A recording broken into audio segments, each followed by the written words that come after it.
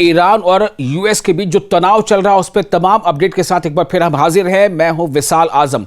Iran को माली तौर पर यानी इकोनॉमिकली कमजोर करने और दुनिया से अलग थलग करने की नई धमकी ने मशरिक़ वुस्ता की सियासत को एक बार फिर गर्म कर दिया है।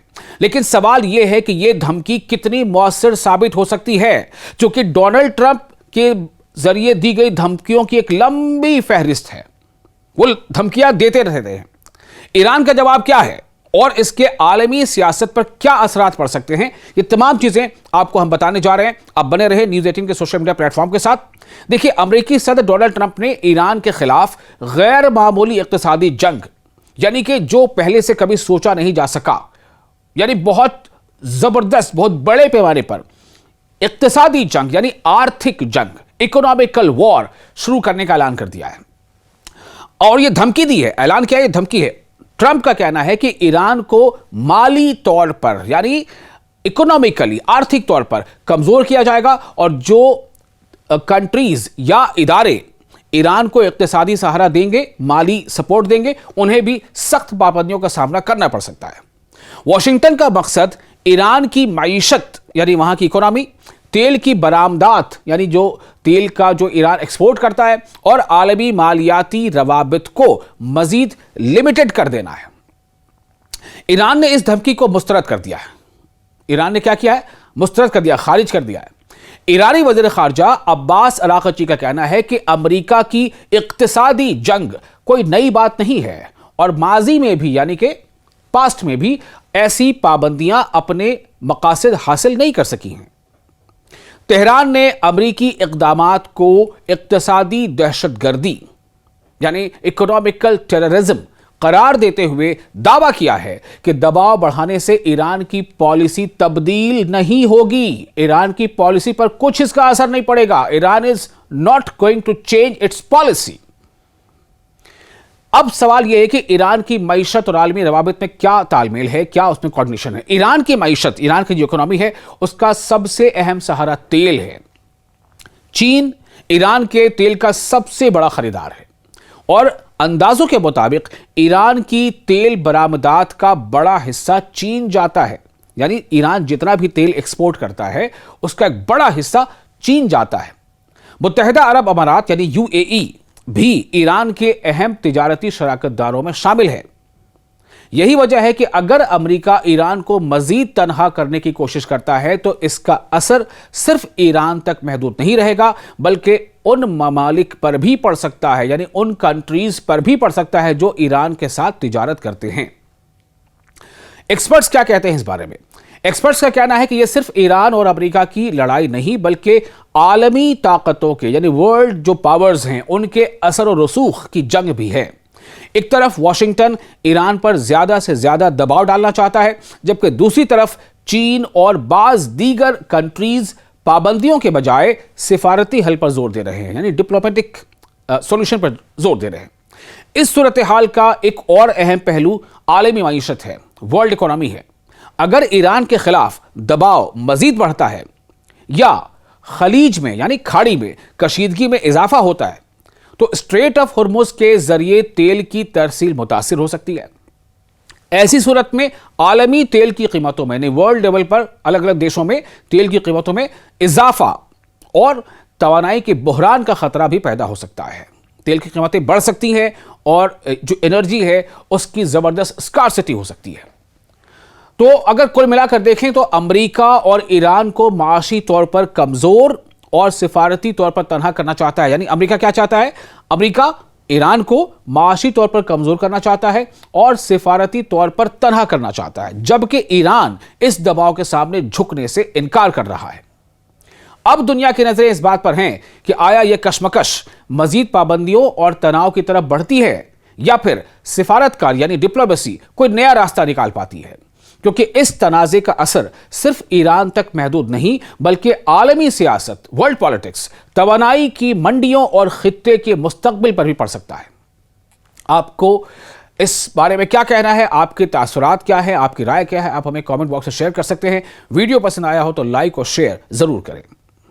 ईरान को माली तौर पर यानी इकोनॉमिकली कमजोर करने और दुनिया से अलग थलग करने की नई धमकी ने मशरिक़ वुस्ता की सियासत को एक बार फिर गर्म कर दिया है।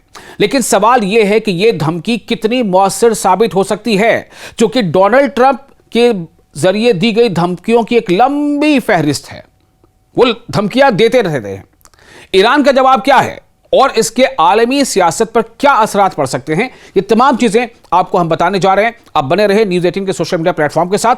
देखिए, अमेरिकी सदर डोनाल्ड ट्रंप ने ईरान के खिलाफ गैर मामूली इक्तिसादी जंग, यानी कि जो पहले से कभी सोचा नहीं जा सका, यानी बहुत जबरदस्त, बहुत बड़े पैमाने पर इक्तिसादी जंग यानी आर्थिक जंग, इकोनॉमिकल वॉर शुरू करने का ऐलान कर दिया है।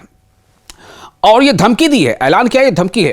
ट्रंप का कहना है कि ईरान को माली तौर पर यानी इकोनॉमिकली, आर्थिक तौर पर कमजोर किया जाएगा और जो कंट्रीज या इदारे ईरान को इक्तिसादी सहारा देंगे, माली सपोर्ट देंगे, उन्हें भी सख्त पाबंदियों का सामना करना पड़ सकता है। वॉशिंगटन का मकसद ईरान की मईशत यानी वहां की इकोनॉमी, तेल की बरामदात यानी जो तेल का जो ईरान एक्सपोर्ट करता है, और आलमी मालियाती रवाबित को मजीद लिमिटेड कर देना है। ईरान ने इस धमकी को मुस्तरद कर दिया है। ईरान ने क्या किया है? मुस्तरद कर दिया, खारिज कर दिया है। ईरानी वज़ीर ख़ारजा अब्बास अराग़ची का कहना है कि अमेरिका की इक़्तिसादी जंग कोई नई बात नहीं है और माजी में भी यानी कि पास्ट में भी ऐसी पाबंदियां अपने मकासद हासिल नहीं कर सकी हैं।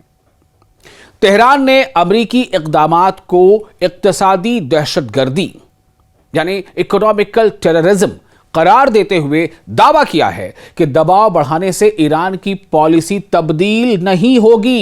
ईरान की पॉलिसी पर कुछ इसका असर नहीं पड़ेगा। Iran is not going to change its policy. अब सवाल यह है कि ईरान की मईशत और आलमी रवाबित में क्या तालमेल है, क्या उसमें कोऑर्डिनेशन है। ईरान की मईशत, ईरान की जो इकोनॉमी है, उसका सबसे अहम सहारा तेल है। चीन ईरान के तेल का सबसे बड़ा खरीदार है और अंदाजों के मुताबिक ईरान की तेल बरामदात का बड़ा हिस्सा चीन जाता है।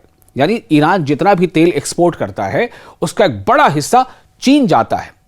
मुत्तहिदा अरब अमारात यानी यूएई भी ईरान के अहम तिजारती शराकतदारों में शामिल है।